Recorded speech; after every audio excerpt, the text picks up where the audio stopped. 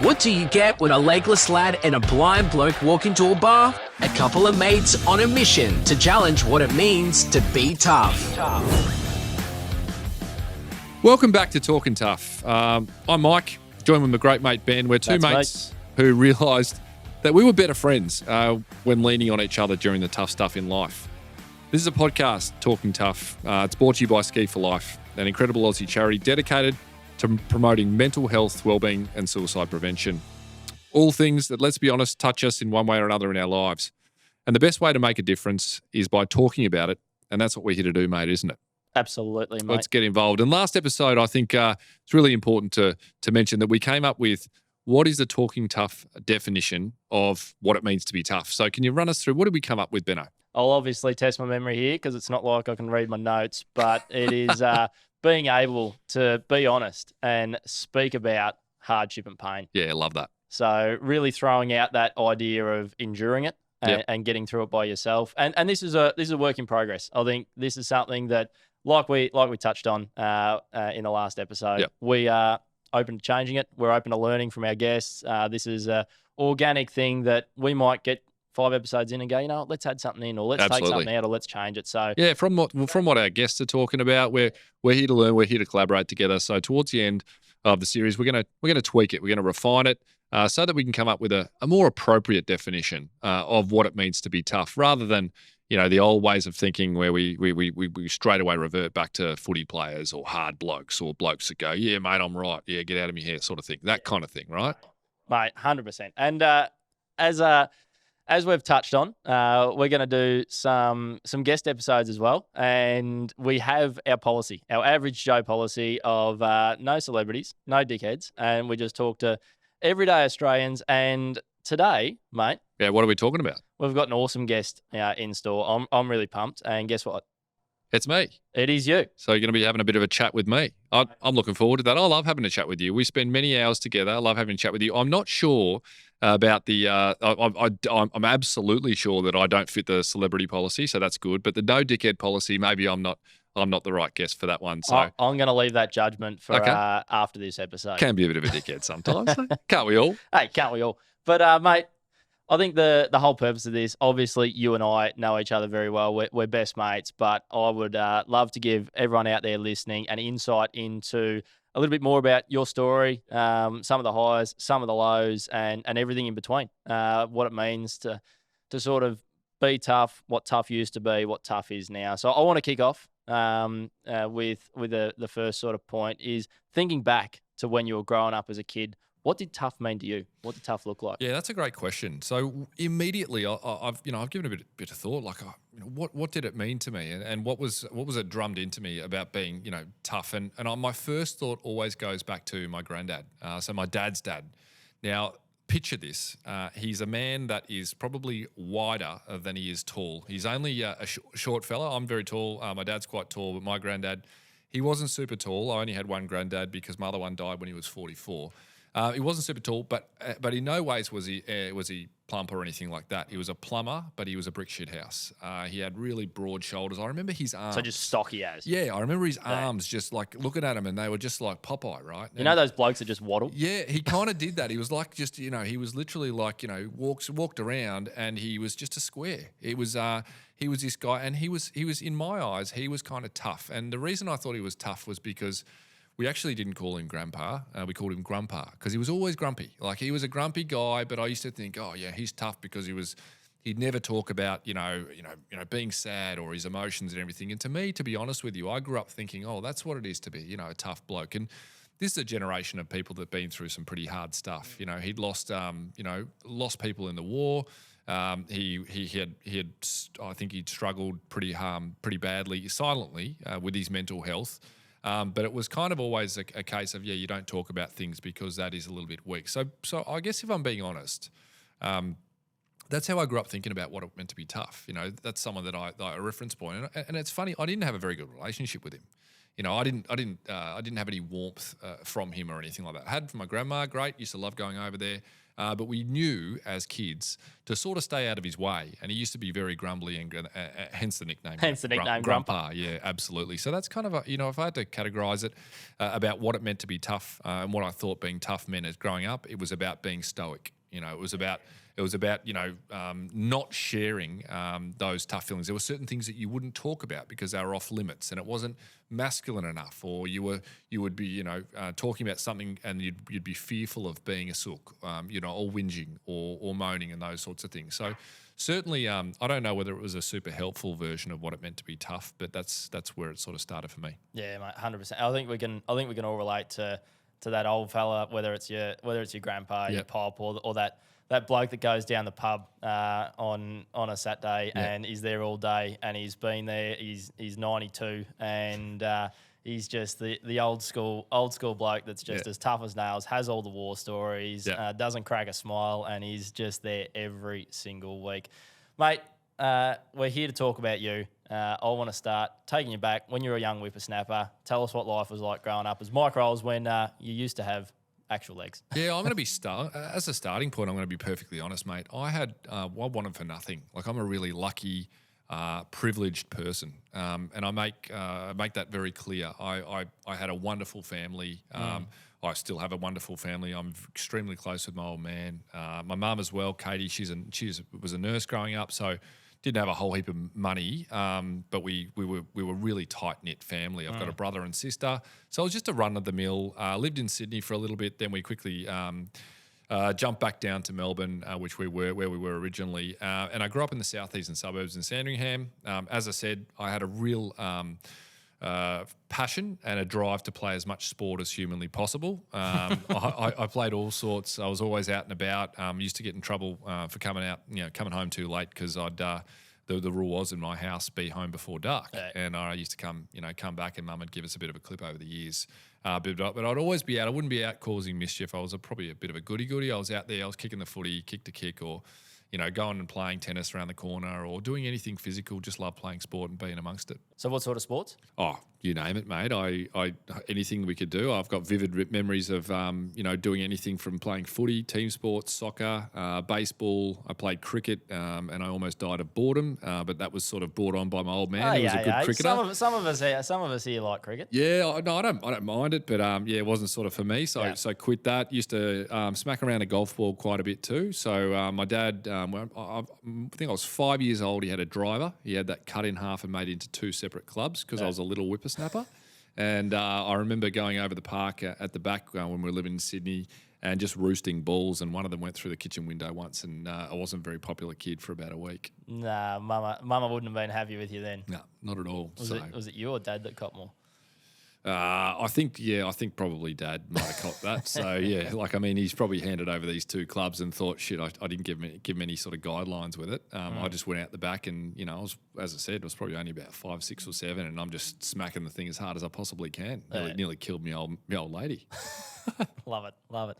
So we've got a pretty run of the mill sort of way of growing up, loving sport, all of that. But obviously, as we all know, you're the legless out of Legless and Blind. Sometimes we get called that as a bit of a duo or a couple of mates walking down the street.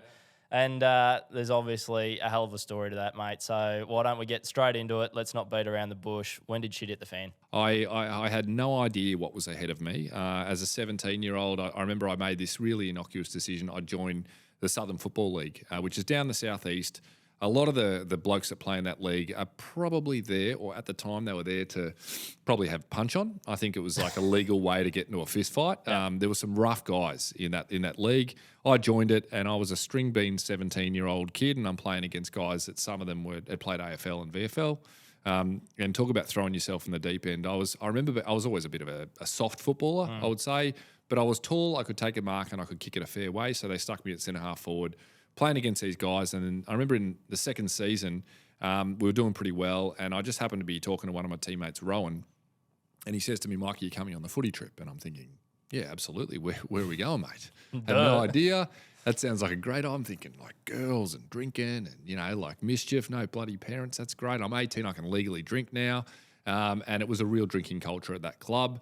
Real blokey culture. And I was sort of like buying into that. As an 18-year-old kid, I was influenced by it, and I really wanted to go away and have a good time with these blokes. And that's what I did. So we had we booked our tickets to go on this trip. We're going over to Hobart in Tasmania, small little jump across Bass Strait. And I remember giving my mum a kiss goodbye on the morning of, and then I got dropped off to one of my teammates' house from there. We go to the airport. We're going on that great trip. And that was actually, Benno, the last memory before the shit hit the fan, as you said before. So my next memory I have was actually was waking up in hospital. I was actually back in Melbourne after about a 5.5 week induced coma. And all I remember when I woke up, to be honest with you, I was very drowsy from all the drugs that they'd pumped into me. But I remember feeling pain all over my body. I don't know where it's coming from. It's everywhere though. And I can see, as I sort of scan my surroundings, I can see I've got this sort of sheet across my waist, and I noticed that I've got 2 of my fingers on my hand are missing. So my middle 2 fingers on my right hand are missing, and I'm thinking, what the fuck? Like, what is happening here, right? Like, I just had no idea. There's all these machines everywhere, and then I looked at the end of the bed, and I see my whole family. I can just make them out. I've got my mum, my dad, my brother, my sister, and they're all staring down at me in the bed, and they've got this look on their faces I've never seen before. And what do you want to do in that situation? So I want some answers. I'm sitting there and I'm thinking to myself, what is going on? I've last memory. I'm off on a football trip. I'm off to have a good time with my mates. What am I doing in a hospital bed? And I can't even lift my arm more than a couple of inches above it. And I'm thinking, what is going on? I try and ask a question, and nothing comes out of my mouth. I've got this thing called a tracheotomy tube, which they've shoved in my neck. While I was in that coma, and that's helping me to breathe. And eventually this doctor, he comes in, mum and dad are sort of like sitting there. They're probably not knowing exactly what to say, as I said, long time ago. But I remember the doctor clearly, and he looks at me and he says, Mike, you've been a very sick young man. You're going to be in hospital for a long time. And I'm thinking, as I said, this is crazy, fit, healthy, and now I'm in a hospital for long. Like, what's happened, right? Then he tells me gradually, he says, Mike, you've been very sick. You've contracted this really rare disease. It's called meningococcal septicemia. And I remember thinking, I don't even know whether I could repeat back those words to the bloke, right? I had no idea what that was. And then eventually he comes in and gives me the worst news I could possibly imagine. An 18-year-old kid, sports mad, ready to get on with life. And I get told the news that I've had this awful disease, and it turns out that I've lost my right leg below my knee and most of my left leg as well. And the day that they told me that, as I said, I'm full of all these pain meds and everything, but it was a gradual process. So I guess the torture of this was that it had to keep being explained to me day in, day out. So day after day, I'd forget because I'm on, morphine and whatnot. So they'd have to come in, and then it would be this realization over and over again. So it was like living Groundhog Day in the worst possible way. Real sort of Nemo and Dory moment. Sort of was, yeah. You'd sort of forget. They'd come in, you'd be like, where am I? What's happening? And then they'd explain it to you again. So I remember thinking that. And then eventually, as sort of time went by, they weaned me off the morphine, and then the reality of what had happened sort of sunk in. That my life was going to be different. It had changed forever for the absolute worst, is what I obviously thought back in those days. And any person I would say would probably think that would be a bit of a nightmare to go through. It certainly was. There wasn't any fun and games or bells and whistles in those early days. It was just a dire situation. Where every single day in the ICU department, was a life and death situation.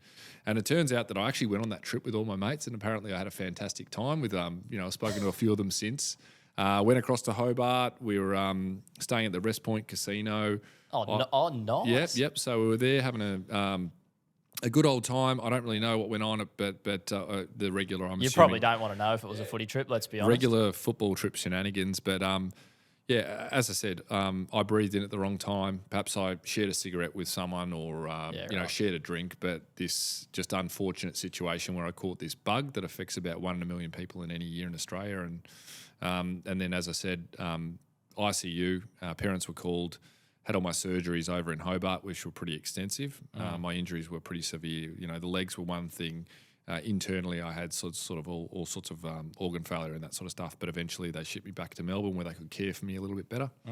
And then it was about, well, how the hell do you pick up the pieces after something like that? Because I didn't know at the time.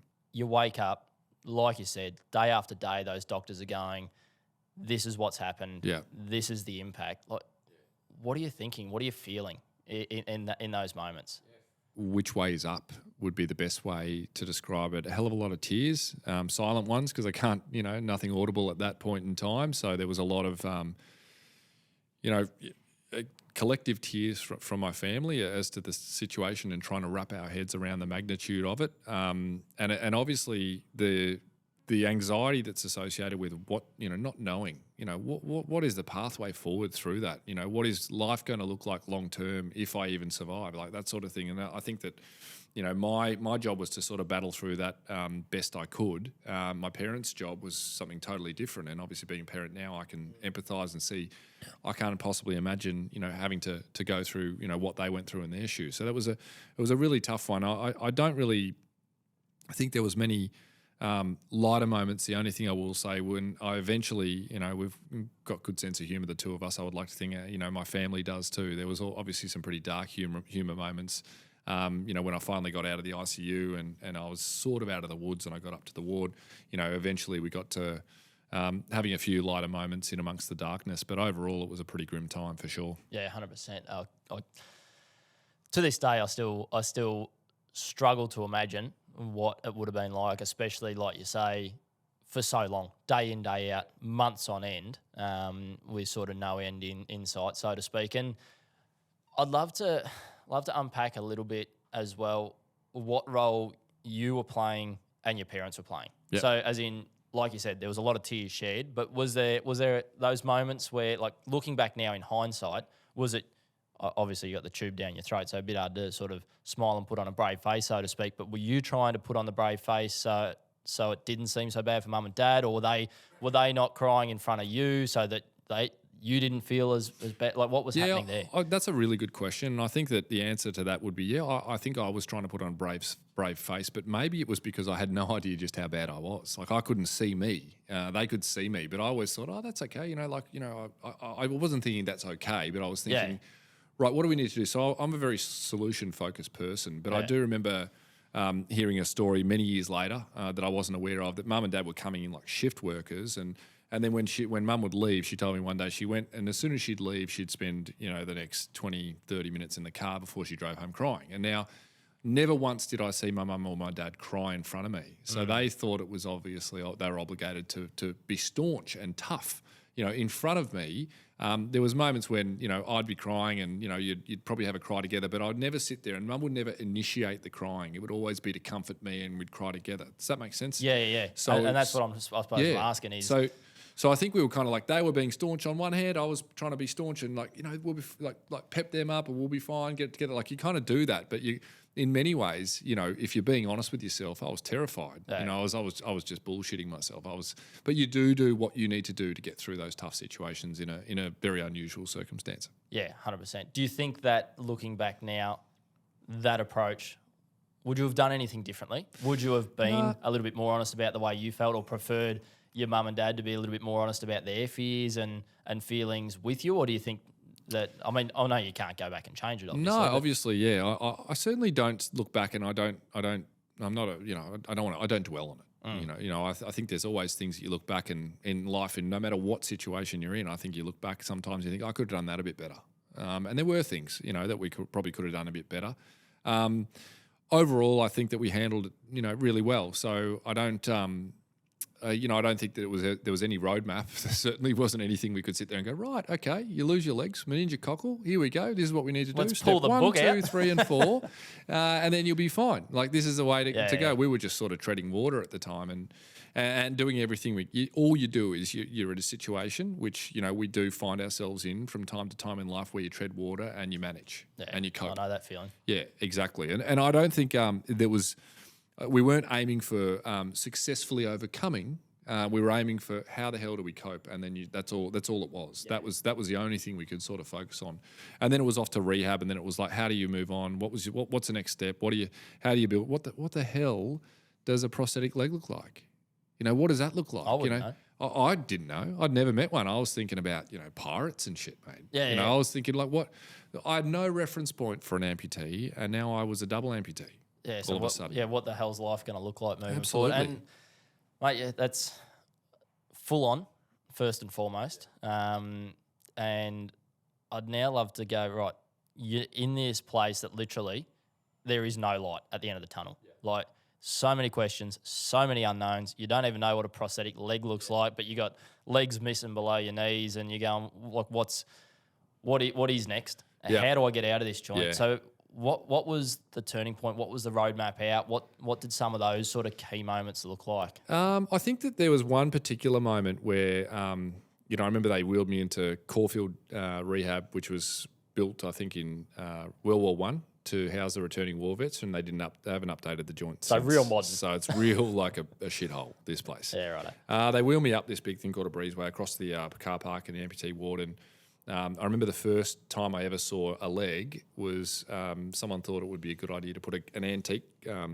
display cabinet on the only entrance into an amputee ward, and it was filled with antique prosthetic limbs from the war. Like what sort of stuff? Like hooks and straps and leather and like wooden legs, like literally wooden Real legs. pirate and I'm thinking, fuck, I'm going to have to wear one of those, right? Like I was, mortified. I'm thinking, this is what we're at, and Mum was, equally beside herself. But very quickly, I remember the first time I'd met another amputee, and we're mates still. His name's Kevin. Kev had come off a motorbike, lost a leg above the knee, and he wandered over to me. And I think one of the turning points for me was being able to have a chat with someone that kind of understood it. Yeah. Someone that got it. And, I remember he was pretty gruff, pretty in your face and forthright, and he's a bit of an acquired taste, Kevin. But very quickly we became mates because he understood exactly what I was going through, and it was someone that I could ask questions that no one else probably was able to answer before that point. And up to that point, I'm talking, and it was all totally worthwhile, but you've got OTs and social workers and prosthetists and doctors and nurses and everyone trying to ease your anxiety levels by, trying to say, you'll be fine, this is what's going to happen. And to be honest with you, I would have given all that away just for, 5 minutes with a mate, with my mate Kev that I got. Someone who gets it. Yeah, someone that could understand and empathise, and I could ask questions to that no one else could answer, none of those other people could answer. So, that was definitely a turning point. And I think seeing him upright and walking around and seeing a prosthetic leg move kind of was a really good thing, because it was like, all of a sudden I'm like, well, if I can stand up, then I can take a few steps. If I can take a few steps, maybe I can, walk, 100 metres, or maybe then I could even look at doing other things, like all of a sudden there started to be, as you said before very well, in those situations, there's no light at the end of the tunnel. All of a sudden there was a little glimmer. Yeah, you're sort of seeing Kevin and going, that's what's possible. 100%. That's what my future might involve, look like once I've got legs on. But then you get this weird sort of thing where you're like, it's demotivating, and you start to like plummet because you're not where he is as well. So you're sort of seeing it. Yeah, how far have I got between point A and enter point the B? comparison game, it's the opposite. Like you get demotivated and then you can go downhill. But you've got to remember, and something that time in hospital taught me was that small improvements over a period of time, that's where you get the gains. You've just got to focus on what you're doing right then and there. What's the next step? What's the next step that's going to make you a little better than yesterday? One step at a time. Yeah. Hard when you got no legs. Certainly is. Bit of a tough one. But, I can walk in carbon fibre legs instead. Yeah, exactly. Which Mate, isn't a bad thing. I love what you just said there. I would have given all of those other conversations, well-meaning, worthwhile conversations, away for 5 minutes with your mate Kev. What did some of those conversations involve? Like, what did you talk about with him? What were you asking him? What was he telling you? Yeah, it was a funny one. It was kind of like we talk about tough in this podcast, and I remember even dragging that definition of toughness that I sort of was ingrained in me from, as I said before, about my granddad. And I remember the first day I put a prosthetic leg on, and they run you through the whole process. They're like, Mike, what we're going to do is we're going to cast your leg, and then we're going to make a little bit of a socket, and then we're going to bring you back in. We're going to make the leg. You're going to stand in the rails. You're going to wheel up to the rails. You're going to take your weight on the rails and you're going to try and stand up, and we'll see how we go from there. And when I say leg, originally I didn't have 2 legs missing. I had 1 leg missing below my knee on my right side, and most of my foot on my left side, it was like a guillotine chop, through the arch of the foot. And I used to wear an orthotic sort of thing. So without getting bogged into the details. So they run you through the process. And I remember the first day, I got a phone call on the ward and they said, Mike, we're going to send you up to physio. They're going to let you stand up and walk in the rails. And I'm like, all this massive anxiety sort of like just filled, my body. I'm fretting, like I'm literally shitting bricks, thinking, what is this going to feel like? And I'm thinking, what's going to be? That's the first time for the rest of my life I'm going to be standing on a leg that I'm going to have to wear for the rest of my life, right? Like this is, what's that going to feel like? Yeah, so I big had this moment. I was sweating bullets at that time. And I remember I got to the gym and it was kind of like one of those rites of passage. You got all the guys you knew from the gym and the ladies and the people that you're doing rehab with. And we all went through that moment. There was a first moment that you stand up. So you get to the gym and everyone kind of knows that's the day that you're gonna get your leg on and you're going to stand up for the first time. And with the first time, I stood up, I took my weight in the rails, and I was just pleading. I was like, please, let this be okay. And I remember I put my weight through the leg, and slowly put it down through the prosthetic leg for the very first time, and the shooting pain ran up my leg, and I could barely take any weight on it, and I just slumped back into the wheelchair. And again, as I said before, this idea of, sucking it up and being tough, really came to the fore because I put my head in my hands and I tried to hide the fact that I broke down in that moment and started to cry. And I have no hesitation admitting that. I was distraught and I thought, this is, like worst thing that I could ever have imagined. And I remember, Kev must have made his way and he must have seen that. And he made his way over and he put his hand on my shoulder and he just looks down at me. He goes, Mike, he goes, I know it's tough. He goes, but it gets better. I want you to get up and have another go. And it was those words. It was kind of like, the pride kicked in almost. And it was like, I better do that because, I don't want to. I want to be tough in front of my mates and that sort of thing. And at the time, I needed that, right? So he's very gently, just encouraged me. And I got back up and I put my weight back through the leg. And guess what? It hurt a little bit less than the time before. And then I tried again and again. And eventually, I got to stand up where I could take my weight fully and I could take a couple of steps in the rail. And that was the encouragement that I needed, by sharing that, having those turning points and those moments where someone can actually gently, empathise with what I was going through at the time and say, hey, listen, just get up and give another go. It was a little bit of a kick up the arse that I needed, and I got up. But one of the things that I look back now and I think, I don't have any shame anymore about, feeling upset in that moment and crying and probably that's come with a little bit of maturity. But certainly as an 18-year-old kid, what it meant to be tough then is different to what it is now for sure. Yeah, 100%. And I really appreciate, one, you being vulnerable and sharing that story. And I also love the fact that was Kev putting that hand on your shoulder, because I wonder what your response would have been like if that had been an OT, a physio, a prosthesis.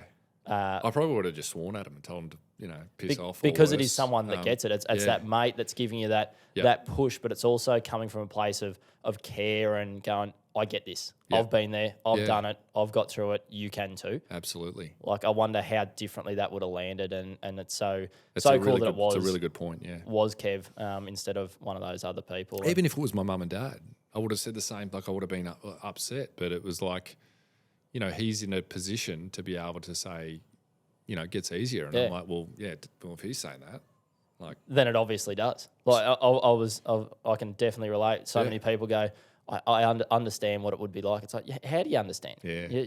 You can see. Like, your eyes work, and same thing. Instead of just saying that must be hard, Yeah. It's a completely different conversation. Certainly is.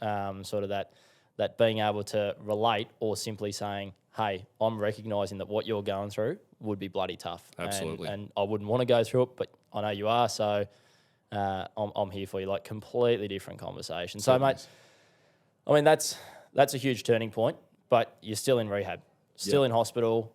What did it look like, sort of getting back to some sort of normality and getting out of there? What was involved? So we're talking 2001, so a long way away from that now. I've learnt over many years to sort of get on with things, and there's been a lot of water under that bridge. I've had more surgery, so I've become a double amputee in that time. But early days, that was a hell of a long process. And one of the biggest things and biggest challenges was simply putting weight on. So that was a long-winded process. My body had skin grafting all over it. Right leg gone, as I said, most of my left leg, couple of fingers. All this, sort of weight loss. I went from, I think it was 80 kilos down to about 47 kilos. So the road back from that was so slow. Well, that's huge. Yeah, so almost half my body weight, and I didn't have an ass. That's the other thing that bloody went. So just sitting up for longer than 5 seconds without bringing a tear to my eye was a challenge. Has that changed your balance? Like when you're sitting on a chair, having no ass surely wouldn't help. Well, I used to put this. They put me in this thing. They said, I still remember this. It was called a Roho cushion. I don't even know if the company's still around. Roho cushion. They used to think, and they said, this thing, it's worth $1,200. Is that something that straps to your ass? Yeah, it's got all these like fingers that are filled with air and everything, and they put it on your wheelchair, right? And they say when you sit on it, you'll be fine. And I remember sitting on it, and I was still painful. I'm like, what a piece of crap this thing is, right? Like it literally didn't work. Nothing would work. All jokes aside, like I just had to put weight on, and that was a really long-winded process. A lot of the time, I'm shoveling food in my mouth, trying to put weight on, and then I'd bring it up straight away because my body was still in such repair mode and shock. It had been through something that. And internally too, hey? Internally stuff, like liver failure, kidney failure when I was sick, like all that stuff. So I was, I had the whole kit and caboodle. So in terms of recovery and in answer to your question before, like that was such a long process.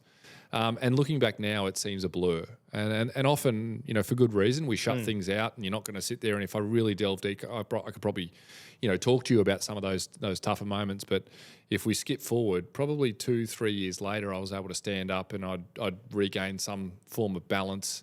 I was getting on to doing, normal daily activities. I got my license back, and I was living life. I was getting back to some semblance of normality, I guess you could say. Yeah, right. And how long did it? Like that's skipping 2 or 3 years. How long were you actually in hospital and rehab for? Altogether 6 months. And then I got home, and then I was doing day. I was commuting 5 days a week back to rehab for probably the best part of sort of 12 to 18 months. Yeah, so it was a very long process. Coming from off a very low base. And what sort of were the focus points then of getting your mental health back on track, getting your physical health back on track? What was involved in, once you got home, focusing on the future and getting your life back on track? Yeah, it's a really tough one to pinpoint. In terms of my outlook, I remember clearly that I had a conversation with someone early days in the Alfred Hospital around, and this will give a bit of context in my mindset. I never woke up and thought, throw the towel in. Like I was always just like, what do I need to do to get better? That was always my mindset. And I remember one particular moment where a nurse had come in. Sorry, it wasn't a nurse. It was actually a psychological, like a psychiatrist or a counsellor had come into my room and had asked me a series of questions, and I was answering. This is when I could finally speak again. And they said, and one of the questions was, have you thought about ending it all? And I remember being totally taken aback by that and thinking, well, first of all, how the hell could I do that? Like I can't even, lift my arm off above the bed. Like, it'd be a bit of a hard task. And but it kind of shocked me, and I thought, geez, I must be pretty bad, if that's a question. And I was pretty upset by that question. Later on, we had spoken. My mum and dad, I remember being pretty upset about the question too. And they said, well, we asked that direct question to gauge his mental state. And I get the importance of that question, but it really took, I look back and I think my mindset wasn't ever, it was more about problem solving. It was more about, well, how do we get better? And I guess that the step in terms of getting, going back to what you were talking about before, what was a process and getting, having that what's next mindset, which I always had. And I'm not saying that there weren't, the why me's along the way. There was plenty of those. And I was, there was times when I didn't want to get out of bed and I didn't want to, talk positive or anymore. Or I didn't want to, think. I wanted my old life. I wanted to go back to the way things were. Yeah. And there was days like that, weeks like that, even. But overall, there was always a shift and a focus on, well, what do you need to do to move forward? What are the practical steps to move forward? And I think the hardest thing was how slow it was. And it wasn't just simply, there was certain things that were off the table now. I couldn't go and I couldn't, do a normal job because I needed to rest certain times and those sorts of things. But eventually, after building my strength back up, there was a focus on self. I think that I had to focus on me and building up and sort of reclaiming, I guess, some sort of identity as a young man as well, because it had changed a lot. I think we think about, I was the typical 18-year-old kid, and I'd, pump my chest out, and I'd think I was, my sense of worth was measured by my masculinity, my physical ability. I tied a lot of my identity to that, and that was gone. So it was about refocusing and reassessing, what it meant to be Mike again, that type of thing. And while my life was now different, what could I do, and how could I do it in order to make that different and not necessarily be bad? It's not an easy thing to do. It wasn't. No, it certainly wasn't. I can't imagine you're getting home and looking in the mirror. As you've told me, it wasn't a pretty sight. No. I mean, it might still not be a pretty sight. I don't know. I'm not the best judge of that. Yep. You're a lucky man because you don't have to look at this mug every day. That's it. Blessings in disguise, hey. But I mean, I'm sure you would have been at home looking in the mirror, going, "How do I go out in public? Like, how do I suppose, go down to the nightclub or go to the pub, or how do I hang out with mates? What are other people going to think? What was going through your head in that sort of train of thought?" Straight away, I'll answer that, and I said, "Well, I wore long pants when I was out. Yeah, right. I didn't want people to look at me, cover it up. It's disgusting, right? Like, it took a long time to sort of, go away from looking at my body and being a little bit disgusted by it. Yeah, like embarrassed. If I'm being honest, like I've got, it looks like a patchwork quilt. I've got skin grafts all over me. Like I was a mess, mate. Yeah. And I think now it took a long time to get to a point where, I viewed my body as something that got me through a really tough thing, as opposed to thinking, look at this piece of shit, right? Like that's kind of like that, reclaiming that thing and looking at it and saying, well, these scars and my leg, I look down and I wear shorts every day of my life. Now I look down and I think, well, instead of looking at them as something negative, what about I look at them and I think, well, they're a sort of symbol of what I've been able to overcome. Yeah. And it was a really tough thing to overcome. And it was something that, meningococcal, you look at the statistics and you see how deadly it is. Like, I shouldn't be here. And if I was in any other country other than Australia with the amazing healthcare that we get in our country, I would most likely be dead. They wouldn't have known, what to do or how to deal with me because my injuries and the level of illness that I had was so severe. So in many ways, I'm very fortunate. So it's about, I think in a lot of things in life, we can choose to look at them in one of two ways. You can look at the negatives, and there are plenty of negatives in many situations we find ourselves in, or you can switch it and say, what are the positives? And a good example of that would be, I look down and I've got 2 hands, I've got 8 fingers, and a lot of people think, oh, that'd be shit. But I look down and I think, God, it could have been a lot worse, right? Like, a lot of people that have sepsis will have no limbs, and I feel dreadfully fortunate that I am still able to, do most things in my life and get around using, prosthetic legs and whatnot. Yeah.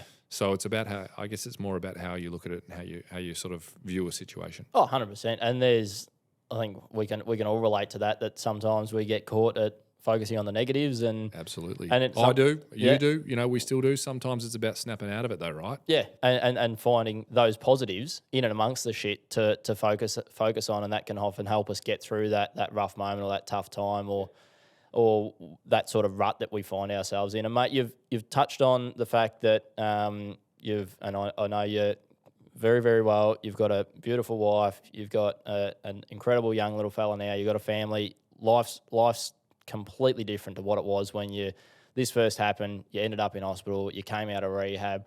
I'd love to hear a little bit more about sort of that thing about what you do for you. What do you do to refill your tank? Like, obviously, there's challenges every day with your situation, but what do you do for you? Yeah, it's a great question, and I am very fortunate.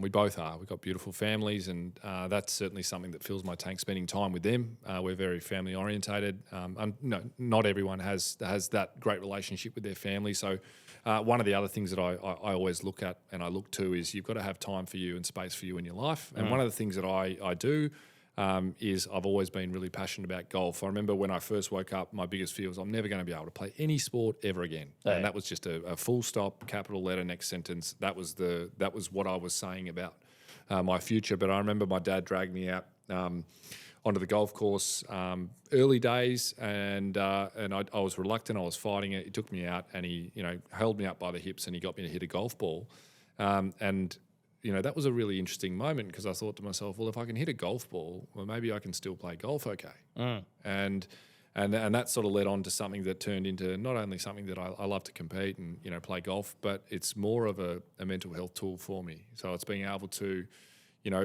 take the time, and obviously, granted that's not as easy when you've got a 10-month-old baby, but being able to take the time, switch your mobile phone off, and get out onto the golf course and do something that you can just, time sort of stand still. And that's still how it feels even to this day, is being able to get out there, do something that I love and enjoy, and that really recharges me and energizes me. But from a practical perspective, Benno, 100%, it's always, I think about something that I was told early days in rehab.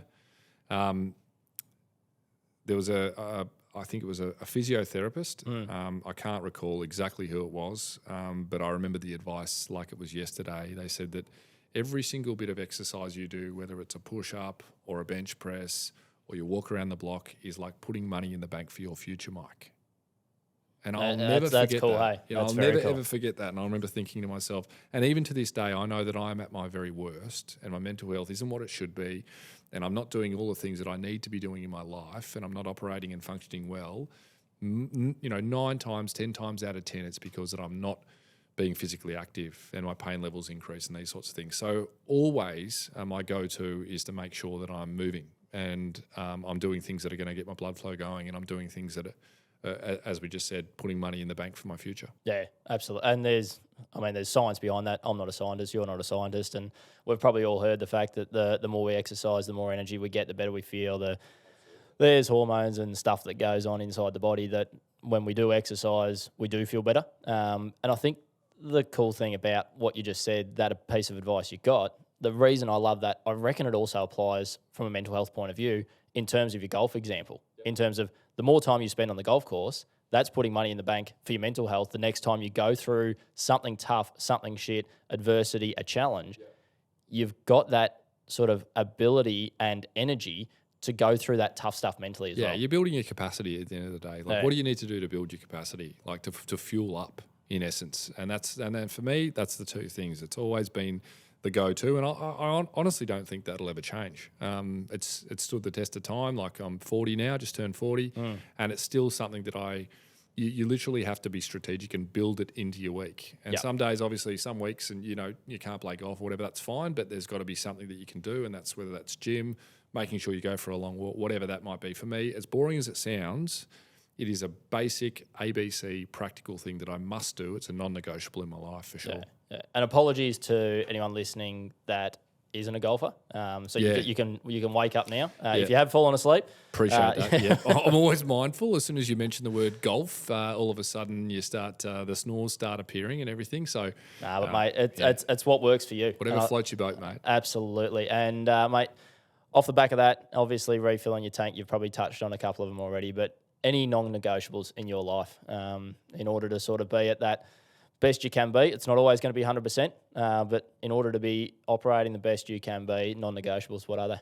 Yeah, I think that, when I think about non-negotiables, as I said before, I think exercise is the be-all and end-all, but I think that also for me, it's about getting my house in order in terms of my physical ability. So always making sure that my legs are up to scratch and those sorts of things. And I don't know whether or not that's probably a tough one for people to relate to, because you don't have to, wake up in the morning and pop your legs on and those sorts of things. But making sure, well, some people may. You do, but not all of us. Yeah, but making sure that I think putting yourself first is a really, really important thing that I've learned over the years, but not in a selfish way. Sometimes I think that we try and do too much for too much too soon, too often, and for too many people potentially, that you're only giving maybe 70 or 60% of your best. What about your focus on yourself first and do the things that you need to do in order to build your capacity, and then you can give far more to the people that you care about most. Yep. And for me, that's it. As I said before, if I'm not doing the things that I need to do for me, then I'm a worse dad or I'm a worse friend, or I'm a worse colleague, or whatever that might be. And you can attest, mate. You know, if I'm not doing what I'm doing, you know, I'm a bit of a wanker. Like, you know, it's like seriously, that's probably what, you know, what do we build into our trips? You know, I said to Ben on our last trip, I said, listen, I'm going to need you to hold me to account. We are going to stop every 3 or 4 hours, and we're going to do a workout on the way over to South Australia. Otherwise, I'll get sore, grumpy, and I'll bite your head off. And that's exactly what we did. We did. Yeah, 100%, mate. Love those. Absolutely love those. And just a bit of general knowledge, or a bit of sort of insight. You've just touched on, obviously, looking after the hardware, looking after the pins. Bit of WD-40 always helps. How many you got? What are they for? I've got 5 pairs of legs, and they're all for different reasons. I got my golf legs. They're a bit more flexible, about 2 inches shorter. So I sucked in. Yeah, thank you very much. Bring you back down to earth a little bit, those golf legs. Those do. And then I've got some running legs, which I hardly ever use because I'm a bit of an old man now. So I don't use those so much. Occasionally I do. Ben makes me bring them out. We go for a run. Then I'm pretty sore for a couple of days. But then more practical stuff. So stuff that I can wear in and out of the water that's not going to rust. And what's the last ones? Oh, some swimming legs, which don't have any feet on them. I just pop them on. There's a flipper attached, and I just putt around like a little seal out in the water. So it's just like a flipper on the stump? Pretty much, yeah. Stump flipper? Yeah. A stipper. Not. Oh, I love it. No, that's cool, mate. That's very cool. And not cheap either. I definitely know that. Are you, I'm sure this question will be being thought of or want to be asked. Yeah, are you the same height that you were before you lost your legs? I get that one a lot. So I'm 2 inches probably taller, and that was totally by accident. I went to the prosthetist and I upgraded my old legs got a bit too uncomfortable, so they made me new ones. And then he goes, come in, they're ready, Mike. So I went in, I popped them on, and I walked around, and I thought, great, comfortable. Off I went. Went about my day, and then I went and played golf. And I couldn't hit the ball. I kept topping it. I couldn't hit it properly. And I'm like, what the hell is happening here? This is ridiculous. Can't even hit a golf ball anymore. And I realised after that that he'd made me 2 inches taller, and my clubs were rated obviously for what, my old legs. Yeah, designed for your old height. Yeah, designed for the old height. So I went back there and he goes, no. He goes, that's fine. So he goes, we'll just put you down a peg or two. And I just said, nah, stuff it, leave me here. And I've been that height ever since. Air's fresher up here. And the other legs that I had that were my old legs, I just did a bit of tweaking, and they were okay to use for my golf. So they became my golf legs. So you didn't have to get a new set of clubs? Pretty much, yeah. Nice. Otherwise I was stuffed. Love it. And, mate, obviously you've been through a hell of a lot. If you were able to look back now and give some words of wisdom, some advice to your younger self, what would you tell him? I would probably channel a bit of Kev, and the advice I'd give is that, it's going to be a really tough road, Mike, but keep going because there is light at the end of the tunnel. I would just more give encouragement about, you can do it and just get through it sort of thing. I don't think I've got any specific advice because without sounding like a complete flog, I think I did it okay. I think I did it okay in terms of recovery and getting back on with my life after something that I had no idea was headed my way as a young man. So I wouldn't give anything too specific. But, in terms of managing my mental health, I've learned a hell of a lot over the years, and stuff that I wish I knew back then. And I probably am able to use some of the things that I've learned to help, navigate the tougher times in life for sure now, better than I used to. That's sometimes the simple advice that's the best advice. And one thing we are going to do, mate, with our guest episodes, as well as one another, we're going to do some quick fire questions. Sure, love it. Obviously, like I've said, I don't have them on a piece of paper in front of me, so I'm going to do my best to remember them. And I'm just going to spit them at you and see what you can come up with. So let's kick it off with book, potty, or tunes. What's your go-to? I'd have to say podcast. Bit of a podcast fiend. I love it. Yep. I love listening to a podcast. Got plenty. You and I share podcasts all the time, so I definitely say podcast. Yeah. Nice, mate. Schnitty or steak? Steak, 100%. It's my signature dish. I love a steak. How are we cooking it? What cut? Talk to me. I fillet, Diane. Oh, must thank you be very nice. much, mate. You've had it. So every single time I Yeah, end up we have cooking- had a lot of snitties together. I thought I might have converted you. No, but they're always when we're on tour. But I'm a bit of a one-trick pony. I do a good steak. So when you're doing something that you know is a bit of a hit, you tend to trot that out pretty regularly. Yeah, love it. Nice. Where do you go to switch off? Golf course. Worst piece of advice you've ever been given? Worst piece of advice I've ever been given. That's, for lack of a better term, that stumped me. It's not advice, but it is something that I literally would like to just scream every time I hear it. And I got it plenty of times early days, is when people used to come up and they would say to me, everything happens for a reason. For me, they can go and get, I mean, I won't say, but I'm with you. that one really gets up my goat because, I don't subscribe to that. I like, maybe a better one would be shit happens is a better one and an easier one. But I think I get where it comes from. People are trying to, ease and make you feel better about a situation, everything like that. But that one really grinded my gears. Righto, flip the coin. Best piece of advice you've ever been given? Best piece of advice I've ever been given. I remember hearing someone say to me, Mike, if you don't like where you are, move. You're not a tree. Love it. I love that bit of advice because it was true. Sometimes we can get, rooted in our problems and we think that, it's never going to get better and everything. And it's about like, hey, just get up and take the first step and try and change the situation. Yeah. If you don't like the situation you're in, move. We're not trees. Not a bloody tree, mate. No, I absolutely love that one, mate. Mikey, Benno. as you know, you are one of my best mates. I love spending time with you, love hanging out with you. Vice versa, mate. And it has been an absolute privilege to be able to sit on this side of the table and the mic here to unpack some of the shit you've been through. And to be honest, I appreciate your honesty. I appreciate your vulnerability. I think everyone listening will definitely be on the same page there by saying the way you've been able to sort of open up not only to some of the hard times, but also some of the things you've learned, some of the things you do for you. I think we can all take something out of it. I definitely can. I definitely will be. And it's just a big thank you from us to you for opening up and for sharing. But to finish off, we're going to finish off every single episode that we interview somebody with this question, which is, you touched on what tough was when you were growing up, but I want to know, what does tough mean to you now? Yeah, my definition of tough is the opposite of the old school definition. My definition of tough is somebody that has the ability and the self-awareness to understand when they're struggling and having the bravery and courage, I guess you could say, to stand up and to voice it, to reach out, to ask for help, to not go it alone. That's something that is never, ever easy to do. And for me, that's what tough means.